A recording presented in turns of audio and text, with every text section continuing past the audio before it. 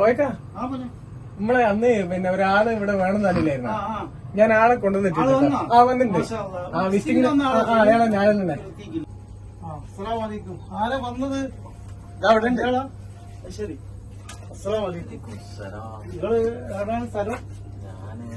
കാസർഗോഡ്. നമ്മള് കോഴിക്കോടാണ്. നിങ്ങളിപ്പോ നമ്മള് കോഴിക്കോട് കൊയിലാണ്ടി അടുത്ത് ഉള്ളിയേരിന്ന്. നിങ്ങളിപ്പോ വന്നിപ്പോ എന്തിനാണ് എങ്ങനെയാണിപ്പോ? ഞാന് വിസ എടുത്ത് വന്ന. അപ്പൊ നിങ്ങള് കൊറേ പൈസ കൊടുത്തതിന് വിസക്കൊക്കെ? ഞാനൊരു 10,000 റുപ്യ കൊടുത്തു. നാട്ടിൽ ഏകദേശം ഒരു 2-2.25 ലക്ഷം റുപ്യ ആവും.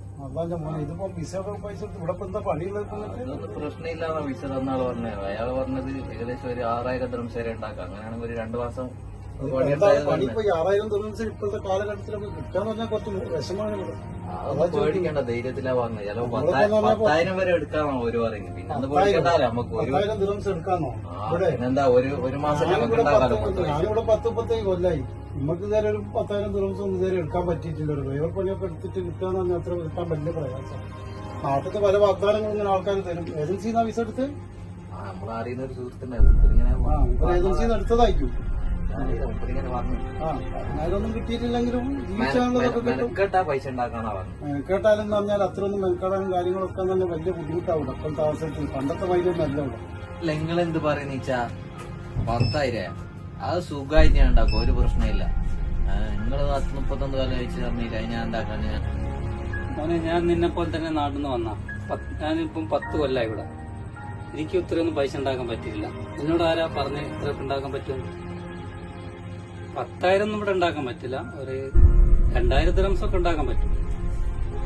കൂടുതൽ ശ്രമിച്ചാൽ ഒരു 15-16 മണിക്കൂർ ജോലി ചെയ്താൽ അതിൽ കൂടുതലൊന്നും എടുക്കാൻ പറ്റും. ഞാനിപ്പം 10 വർഷമായി ഇവിടെ.